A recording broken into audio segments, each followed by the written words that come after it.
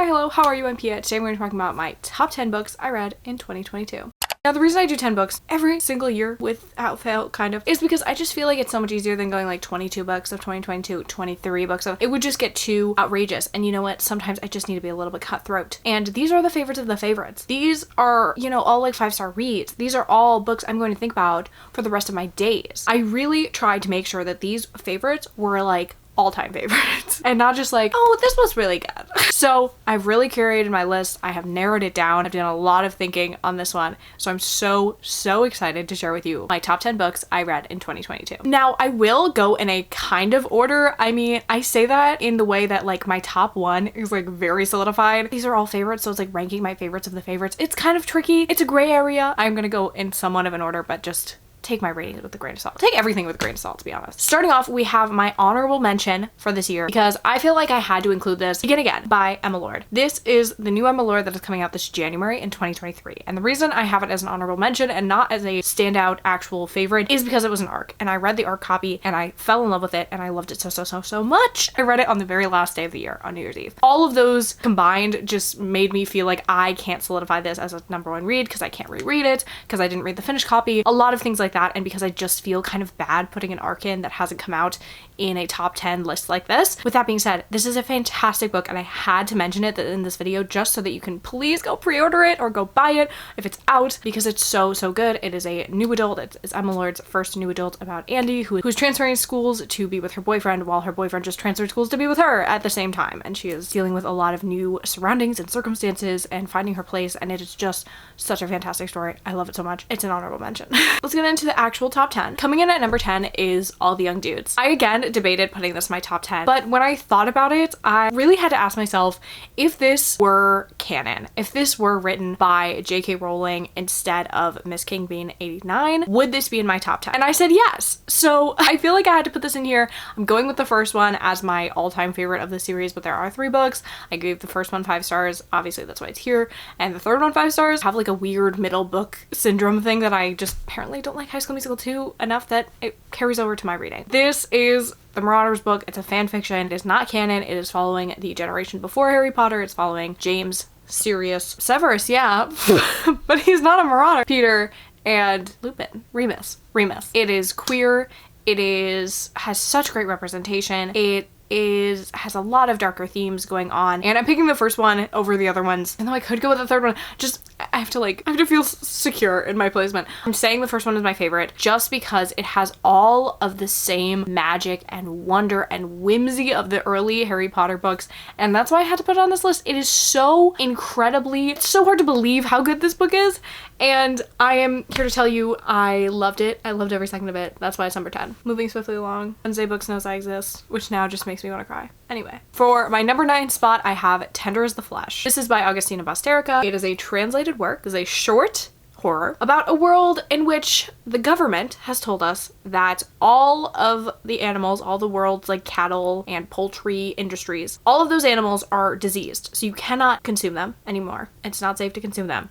So naturally, we have legalized cannibalism. Naturally, you know, this is all about that world. It's more of a kind of slice of life type of story. There is kind of a thread of a plot, but not too, like, we're not trying to solve a mystery. We're not trying to take down the government. It's nothing like that. And it is so incredible, the things that are taken for granted in this world. And this is a book that I think I rated 4.5 stars. And I'm gonna be real about it.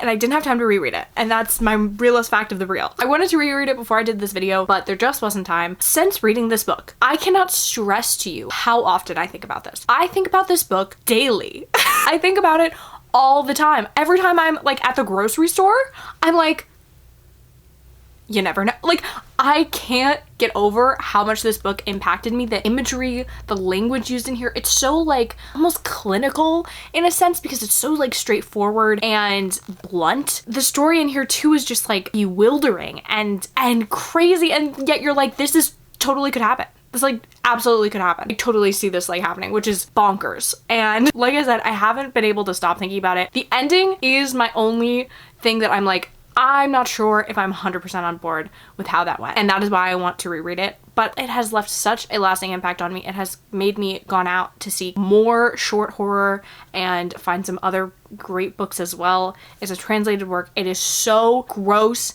and interesting, and I would really highly recommend it. Next up, for number 8, I have Every Summer After. Like, could I have picked 2 more different books? Just you wait. This, I think, is my only romance. This is my only romance on here, which is shocking. I have, I think, the most diverse kind of stack. This is a romance book. It is set, I was about to pitch a different book. Hold on.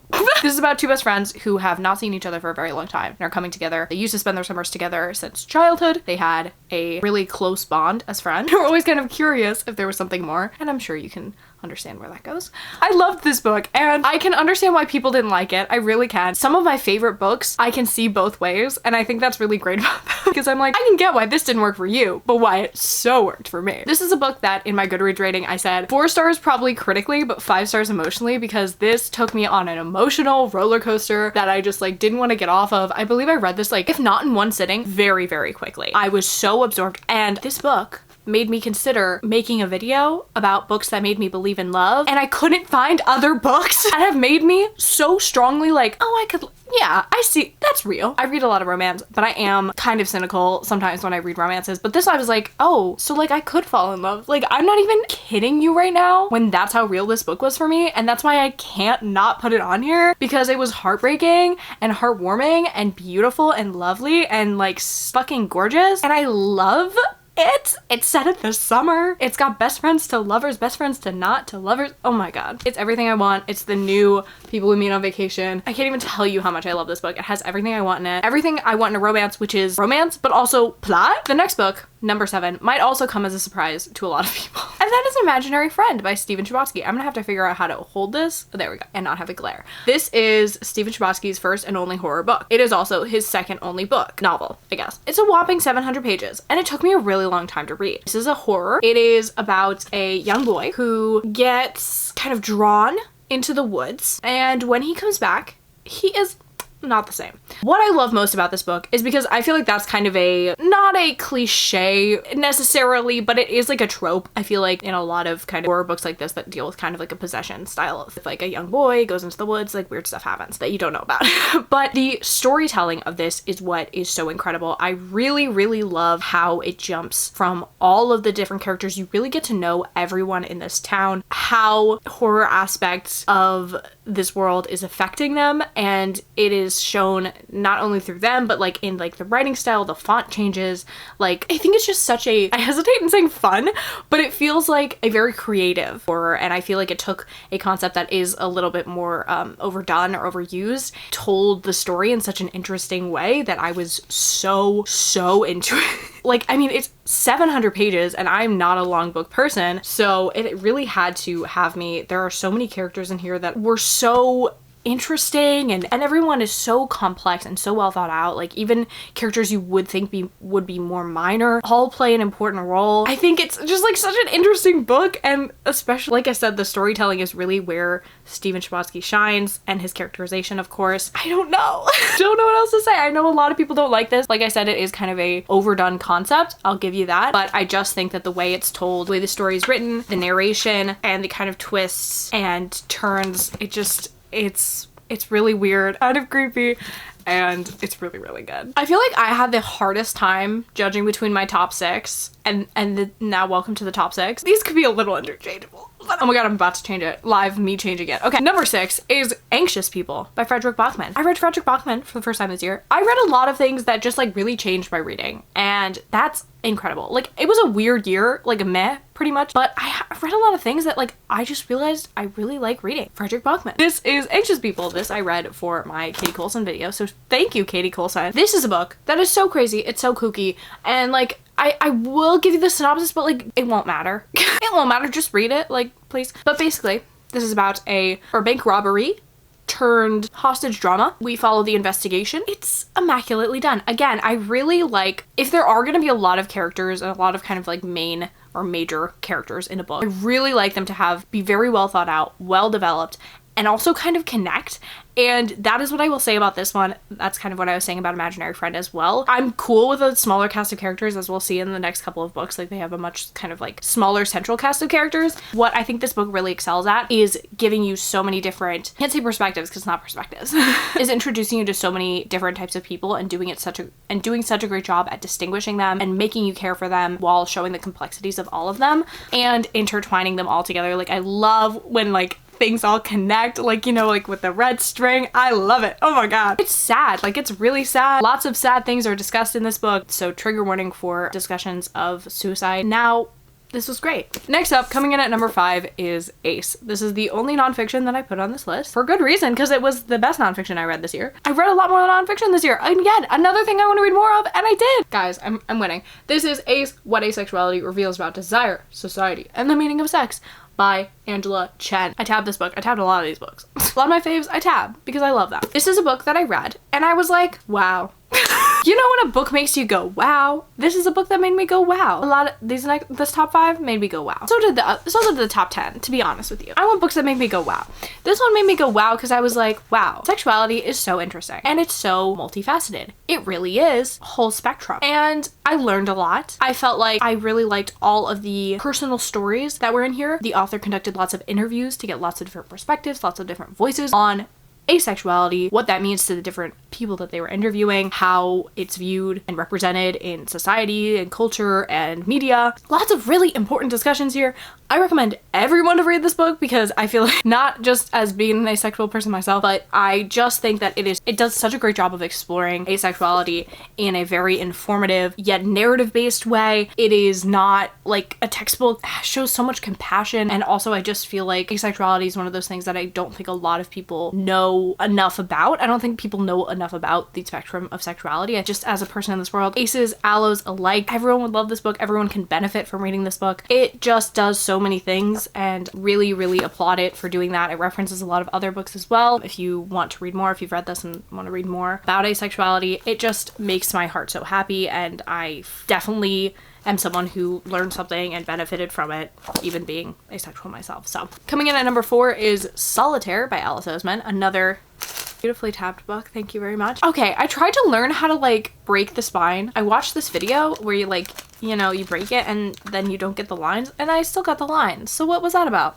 Anyways, Solitaire by Alice Oseman. This is her first book that she ever wrote. Why didn't anyone tell me? I was Tori Spring this whole time. I read this book and I was like, damn, it's almost like Alice Oseman got hold of my high school journal. How'd she do that? Why is it in this book? I didn't give her the rights. You know when you read books like that where you're like, oh, like someone took my thoughts. Like, not in a like copyright issue way, but in like a, I'm pretty sure I thought all these things before way. That was this book. This is me in high school. Solitaire is a really hard book to describe. I feel like the plot of it is not, I wouldn't say it's secondary. It's secondary to me because I just like was like, oh my god, this is a character that's exactly like me. Because it's like also just like kind of hard to explain. Even the back doesn't say shit about the plot. So like, should I tell you? I don't know.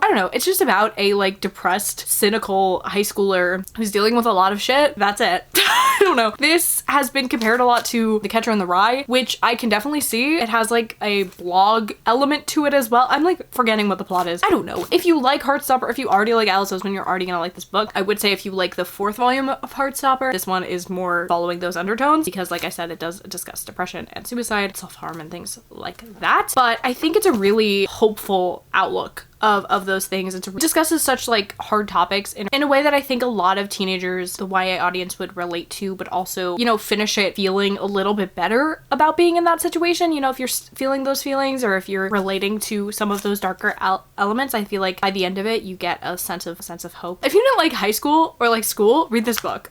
If you were like, high school is not my thing, not for me, that's not me, I could go through everything in this book. I would say it has now taken the number 1 spot for my favorite Alice Oseman. Number 3 is Tomorrow and Tomorrow and Tomorrow. I used to call this Tomorrow, Tomorrow, Tomorrow because I just like didn't see the ands, which is kind of funny of me. But anyway, this is first of all stunning.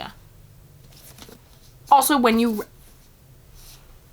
okay, I read this book almost all on a train ride, and that's one of my favorite things to do in life. Read a book in one sitting. It's one of my favorite things. I found out this year that I love literary fiction. Literary fiction is my new shit. I'm a lit fic bitch, okay? Wouldn't you have guessed my top 3 are all literary fiction. Love this book. I read it in one sitting, and I couldn't cry on the train when I was reading this because there were people around me and I needed to shed the tears and I couldn't, and it was really upsetting. Anyways, tomorrow and tomorrow and tomorrow. I would say there's like a lot of flashbacks, but it's like mostly chronological. But then it kind of goes like, remember that time? And then they're like, yeah, okay. This is a book about two best friends.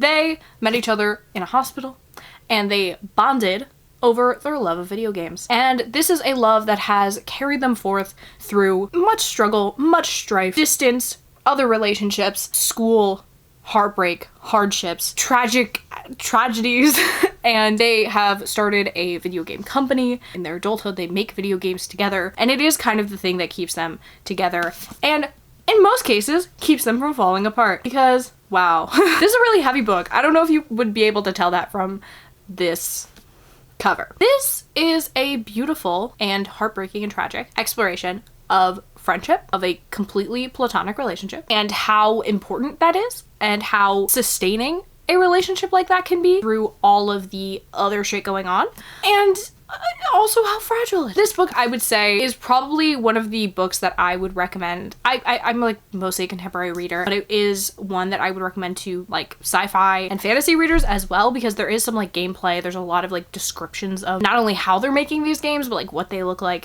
in the end, and like what the player feels when they're playing and stuff like that. So I would definitely think this is kind of like a good bridge between if litfic is like not your thing, which apparently it is, my thing, which is why I can understand. I never got what these blurbs were, because I was like, why is this a nonfiction author, a fantasy author, a speculative author, that's thriller? So like, that didn't make sense to me. This is a very hard book to read. I would definitely recommend looking up the trigger warnings, but really fascinating. It didn't talk down to me. I didn't feel like I was like, oh, I don't care about video games, so I won't care about this book. I never felt that while reading this. I am so unbelievably attached to these characters. I like can't believe that they're not real. I feel like this author knew what they were doing every single day of their lives, and I was just astounded with that kind of thought detail in these characters and their lives. They're definitely not perfect characters, not good characters. Well, they're good characters, but they're not good people. They are just my favorite people, and I love them. Coming in at number 2 is Cleopatra and Frankenstein. This is a book that I read when I read all 5 stars in a week, which was kind of like, I really had to sit down and be like, I just love literary fiction, because I read, I think like 4 out of 5 of those were literary fictions, and I gave them all 5 stars. It was definitely my most successful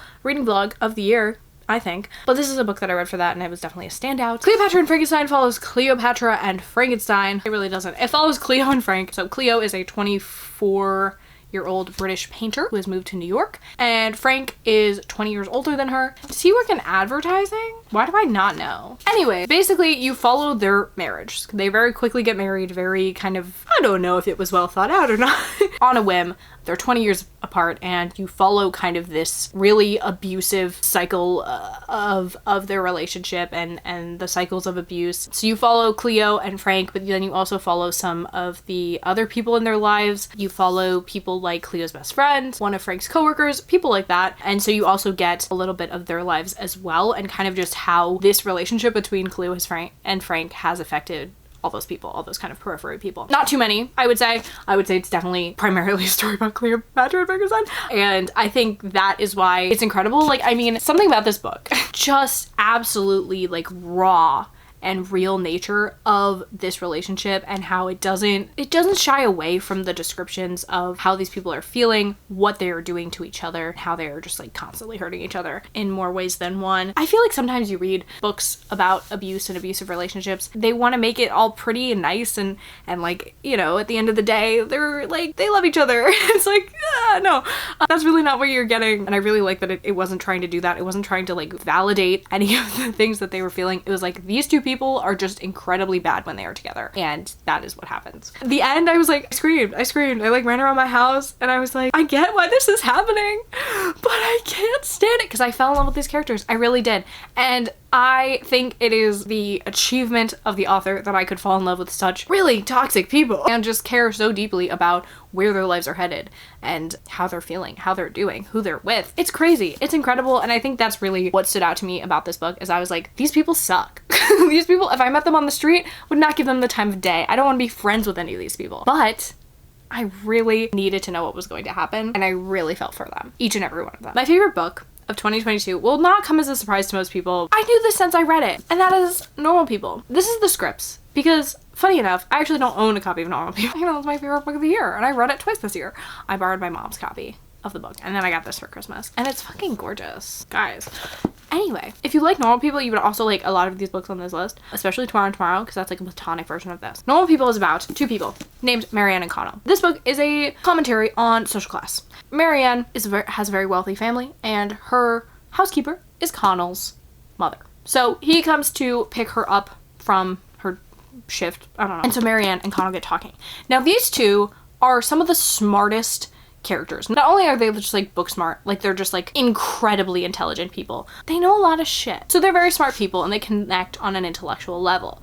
This leads them to start having a kind of secret relationship outside of school in their high school days. They reconnect in college. They both end up going to Trinity College. So you're basically following their relationship from high school all the way through college. And how did I put this last time? Fall apart, come back together, how they break up, make up, how they just like need each other in some ways, how they are just like such close people. They're the only people that get each other. It is beautiful. It's intimate, it's messy, tragic. I love this book, and I think I again said before that character is something I'm really looking for in a book, especially a book like this, and Marianne and Connell are just such real characters. They have their own issues and traumas and backstories that make them act how they do. They are not perfect people by any means. You will get mad at them for all of the things that they are doing. All the non-communicating that is happening is very, very frustrating, but very, very real, especially when they're so young, as in like high school and college and stuff. And you know, Connell only hears about his appearance, his image, how other people are perceiving him. He really doesn't have a sense of his own identity, whereas Marianne kind of always had that sense,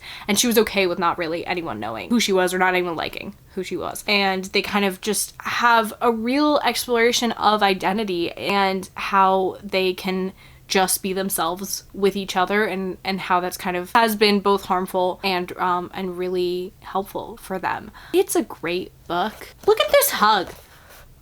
It's a great book. It's a great show, because apparently I just have the scripts. If you can handle the subject matter, I would highly recommend. It's a very short book. It's a book that I read in one sitting. I read in one go and then immediately watched the show, which is a bit of a, which is a lot. I know. I couldn't stop just being with these characters, and I love them so much.